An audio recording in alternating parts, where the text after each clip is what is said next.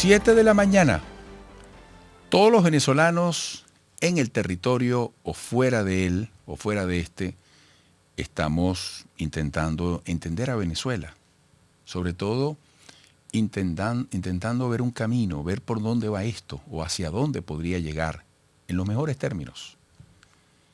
Está el terreno de lo político, pronto vendrá el calor de un proceso electoral tan importante como las presidenciales del 2024. No olvidemos, yo cada vez que hablo del 2024, hablo del 2025.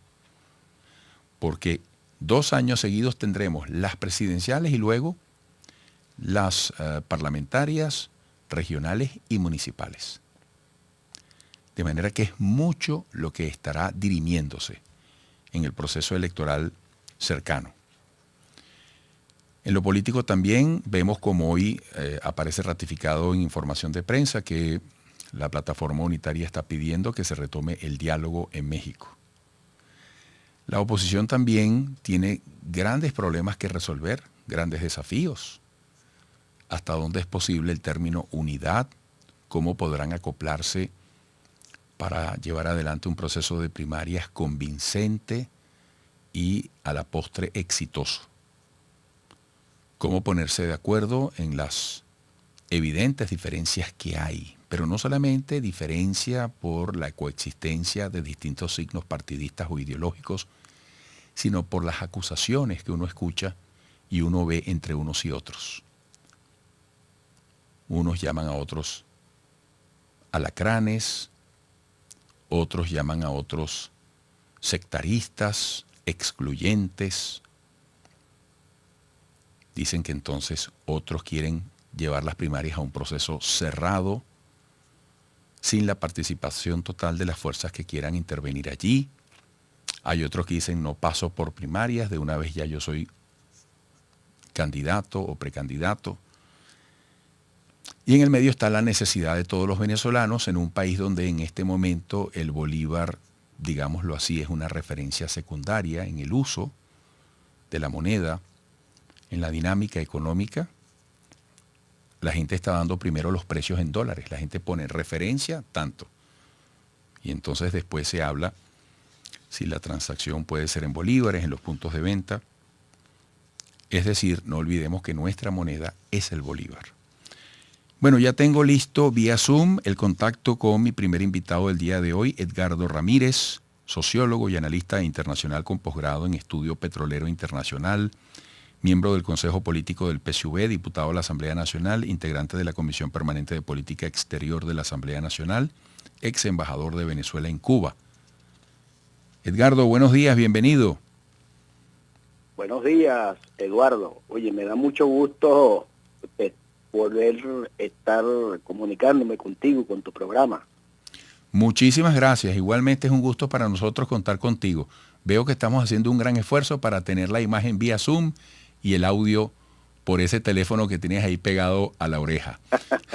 Bueno, fíjate, Edgardo, llama la atención cómo Nicolás Maduro esta misma semana, que yo recuerde ya en par de oportunidades, ayer lo reiteró, le dice a Estados Unidos y a Europa, estamos listos para aportar petróleo y gas que ayude a equilibrar las cosas en el mercado energético, dada la situación que hay en Ucrania.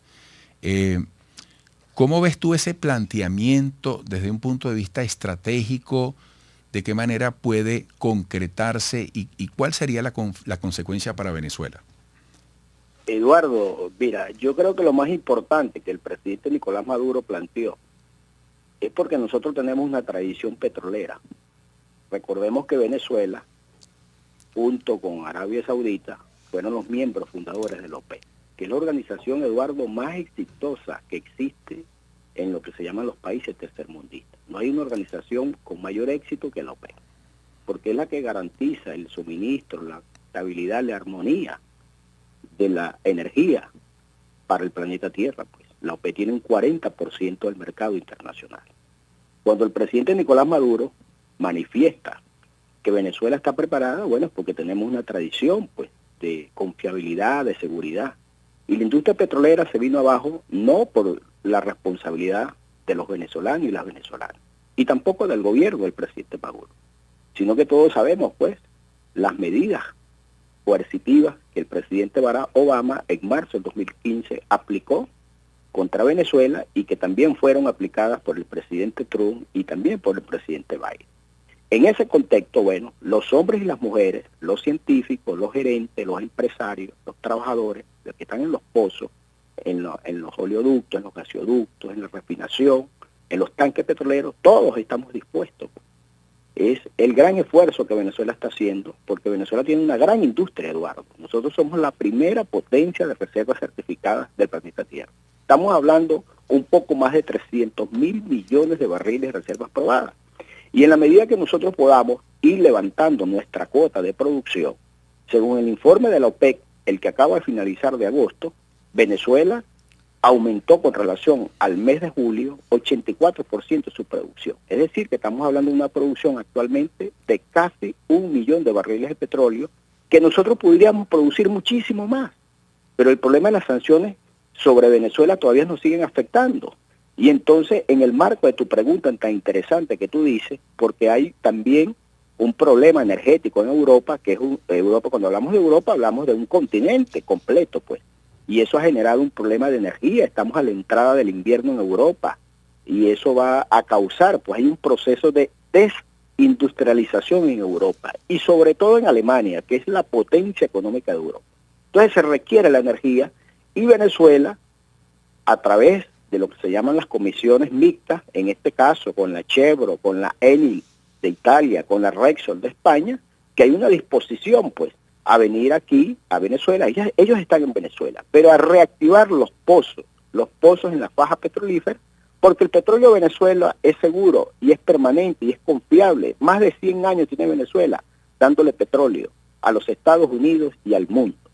Incluso toda esta política que el presidente Hugo Chávez planteó para el Caribe, junto y conformó por lo que se llama Petrocaribe y estableció nuevas alianzas, Eduardo, nuevas alianzas de venta de petróleo a China, a la India, a Turquía, cosas que no ocurrían antes y que Venezuela lo estaba logrando. Entonces, Venezuela tiene la suficiente capacidad del talento humano, tiene la industria aquí preparada y sobre todo, cuando tu pregunta está interesante, cuando dice estamos dispuestos, yo creo que el que está más dispuesto para que se abra la producción petrolera es nuestro pueblo, Eduardo. Nuestro pueblo que ha sufrido por estas sanciones injustas que le han aplicado a Venezuela, porque cuando nosotros aumentemos la producción petrolera, habrá más ingresos para la educación, más ingresos para los hospitales, habrá mayor atención a los pacientes venezolanos y venezolanas, podremos retomar todos esos convenios de atender a nuestros niños con enfermedades crónicas muy complejas y que eran financiadas por PDVSA en el mundo. Entonces todo eso nos lo quitaron, Eduardo, injustamente por la sanción. De tal manera que el país está preparado. Yo quiero hablar en el nombre como venezolano, es el país el que está preparado para que su industria, su identidad y su principal actividad económica, que es el petróleo, estamos enrumbados a que nuestra industria, con sus hombres y mujeres, y el gobierno, el presidente Nicolás Maduro, y todos los venezolanos y venezolanas, porque todos queremos que Venezuela siga con el crecimiento económico y sigamos apostulando a esa Venezuela hermosa que todos queremos. Tengo que ir a la pausa.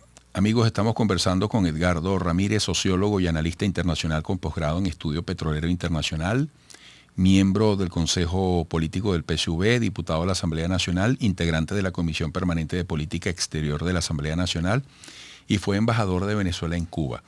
Tú has dicho algo clave y es la llegada, la proximidad del invierno, que le pone acento a la necesidad de la energía para los próximos días en Europa.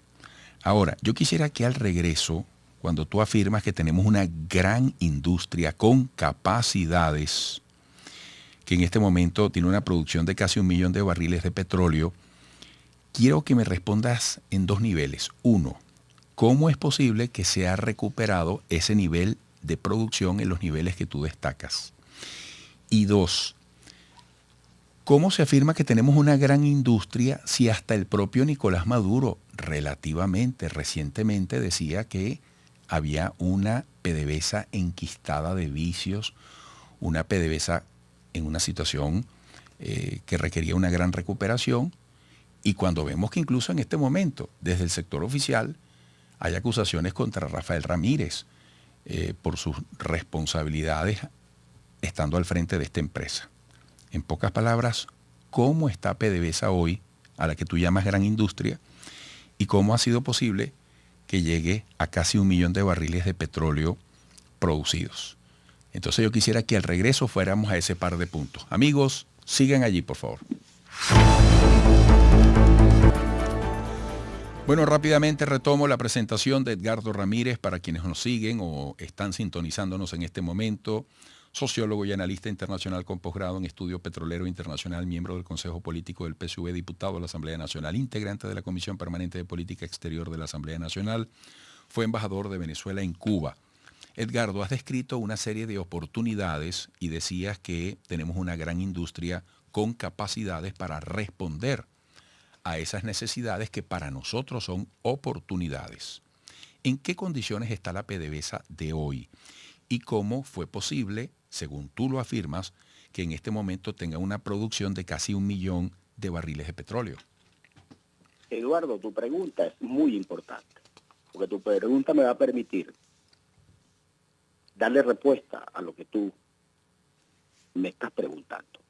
Fíjate, cuando nuestra industria no se le había aplicado las medidas coercitivas unilaterales de Obama, nuestra industria estaba produciendo normalmente, y lo deben recordar todos los venezolanos, por casi los 3 millones de barriles de petróleo diarios.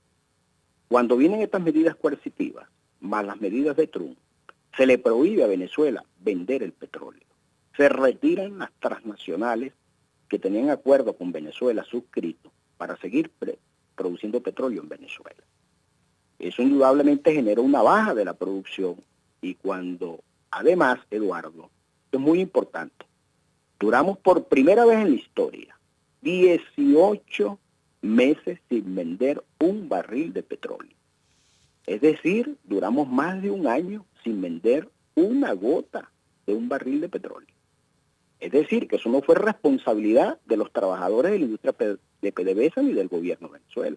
Fue la irresponsabilidad del gobierno de los Estados Unidos y de gobiernos de Europa por tratar de imponernos unas medidas coercitivas de derrocar un gobierno. Pero ese es otro asunto.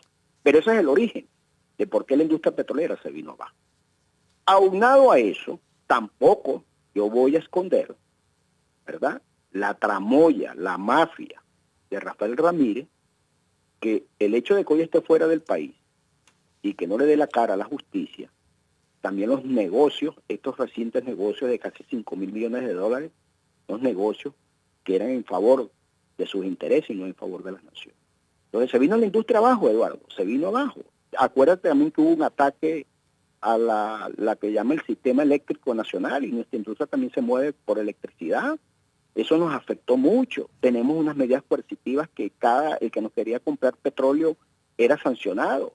Y nosotros nos hemos venido recuperando. Ahora, para responder tu pregunta, nos hemos venido recuperando eso gracias a los trabajadores y a las trabajadoras que se mantuvieron en los pozos, que se mantuvieron en las refinerías, que se mantuvieron en los gasoductos, en los oleoductos, y que se mantuvieron trabajando, pues, por Venezuela, por los venezolanos y por las venezolanas. Entonces hemos venido remontando la cuesta. Y te voy a decir esto, nosotros estamos vendiendo petróleo, pero el petróleo que estamos vendiendo no lo estamos vendiendo al precio del mercado, lo estamos vendiendo por debajo del precio del mercado por esas medidas coercitivas. Entonces, el gran esfuerzo que ha hecho Venezuela, aunado también a que viene una pandemia, que la pandemia influyó también en las actividades económicas del planeta Tierra, aunado que eso hizo una disminución del crecimiento económico en el planeta Tierra, de las economías, indudablemente todo eso hay que verlo como un sistema. Pero a pesar de eso, los hombres y las mujeres de Venezuela han venido trabajando conscientemente y se han mantenido allí en primera línea. Esto ha sido un gran esfuerzo. Mira el tema, te faltó decir el tema de las colas. Aquí nosotros nunca habíamos visto las colas para echar gasolina y echar gasoil como las vimos. Claro, es que nos atacaron el corazón. Y como la sigue habiendo. La sigue habiendo, Eduardo, porque nosotros tenemos... Hay sectores Eduardo, más golpeados que otros en Venezuela. Es correcto, Eduardo. Mira, nosotros tenemos más de 100 años de dependencia tecnológica. Y voy a decir cosas que a lo mejor no se dicen públicamente. Nosotros estamos cambiando el protocolo de dependencia tecnológica para hacer la gasolina. Lo estamos cambiando con otro país, porque sabemos que no lo podemos seguir haciendo con Estados Unidos, porque Estados Unidos entonces cuando quiera nos va a atacar con medidas coercitivas.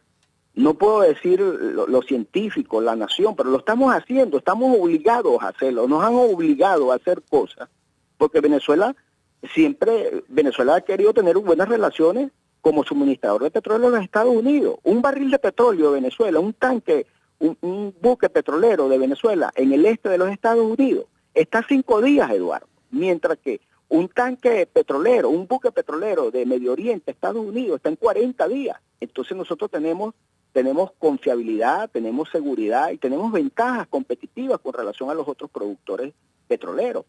Entonces nosotros fuimos el 5º vendedor de gasolina en los Estados Unidos, al este de Estados. Nosotros tuvimos allí aproximadamente, con la administración Sigo, 14,000 estaciones de gasolina. Y todo eso ahora no está siendo administrado por Venezuela, sino por unos grandes irresponsables, ¿verdad? Así como existen Rafael Ramírez, también existen personas que no los quiero nombrar, los innombrables, que son presidentes porque se van a una plaza de la juramenta. Entonces, todo eso, esa actuación política afectó no solamente a la industria petrolera, sino que afectó la vida normal de los venezolanos. Ahora, diputado, vuelvo a otro punto importante que acabo de citar. Usted está diciendo que por la presencia de las medidas coercitivas, Venezuela está vendiendo el petróleo por debajo, ¿verdad?, del precio del mercado. Pero si esas medidas coercitivas se mantienen, ¿cómo es que Nicolás Maduro le está ofreciendo petróleo y gas a Estados Unidos y a Europa?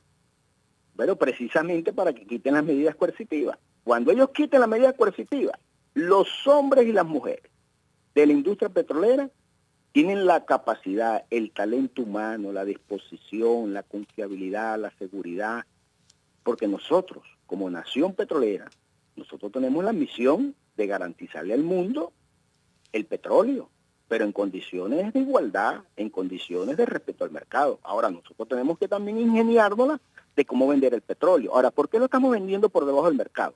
Lo estamos vendiendo porque al que consigan comprándonos nuestro petróleo lo sancionan, Eduardo, lo sancionan.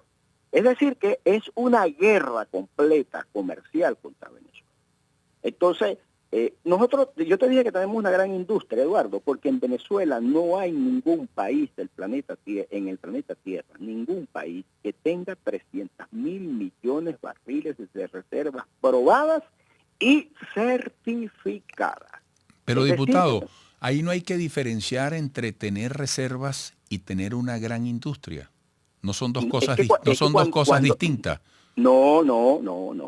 La industria administra la reserva. Eso es un patrimonio de los venezolanos y venezolanas. La industria, con ese prohombre del siglo XX, con ese gran venezolano, el doctor Pedro Pablo Alfonso, un ecuánime, un científico, un humanista, un hombre de las ciencias humanas, porque el petróleo también hay que relacionarlo con el humanismo, porque el petróleo es energía, porque el petróleo es educación. No, pero lo que yo quiero decir es que una cosa es que Venezuela tenga muchas reservas y otra es el estado de su industria. Bueno, el hecho Eduardo, de tener, el hecho de tener muchas reservas no te asegura el tener una gran industria. Tú puedes tener muchas reservas, pero tener una industria limitada, una industria por debajo de su capacidad. Ahora sí te entendí, Eduardo. Fíjate lo siguiente. Disculpa por no haberte interpretado bien la pregunta. Eso es correcto lo que usted dice. Nosotros tenemos, una cosa es tener reserva y otra cosa es tener una industria. ¿Me explico? Porque también hay países donde no hay reserva y tienen una administración de industria correcta, pues registros contables de contabilidad muy bien. Pero en el caso de Venezuela, te insisto, nosotros estamos levantando la industria. Pero yo lo que quiero destacar desde hace rato es que nuestra industria no ha caído por responsabilidad de los venezolanos de primer orden, que se mantienen unas medidas coercitivas que nos prohíben la venta del comercio del petróleo. Si nosotros no podemos vender petróleo, nosotros tenemos que tener una producción acorde a lo que podemos vender en el mercado, porque nosotros no podemos producir, se llenan los tanques, cuando se llenan esos tanques petroleros, donde se guarda el petróleo, y si eso no sale, entonces comienzan problemas de carácter tecnológico dentro de los tanques petroleros. Entonces, cuando se produce petróleo, así como se produce, también debe venderse. Pero ¿qué hicieron contra nosotros? Bueno, le prohibieron la venta de petróleo a Venezuela. Y como yo te dije, duramos 18 meses. 18 meses sin vender un barril de petróleo. Eso no es responsabilidad del gobierno del presidente Nicolás Maduro. Eso es responsabilidad del presidente Donald Trump, ¿verdad? Y de las medidas coercitivas de Obama que prohibieron que se le comprara petróleo a Venezuela. Pero a pesar de todo eso, insisto, tenemos una gran industria porque tenemos una plataforma tecnológica, porque tenemos oleoducto, porque tenemos gasoducto, porque tenemos una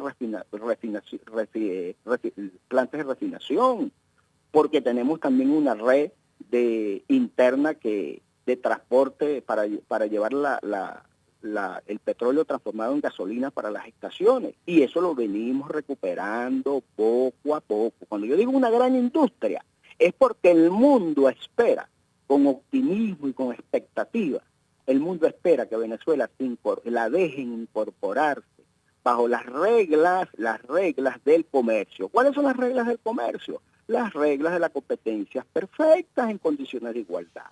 Es decir, los que son capitalistas, que les gusta la competencia, bueno, déjenos producir nuestro petróleo, no nos apliquen medidas coercitivas, no nos apliquen sanciones, déjenos actuar a nosotros, déjenos que nosotros salgamos adelante con nuestra industria petrolera. Eso es lo que dice la economía.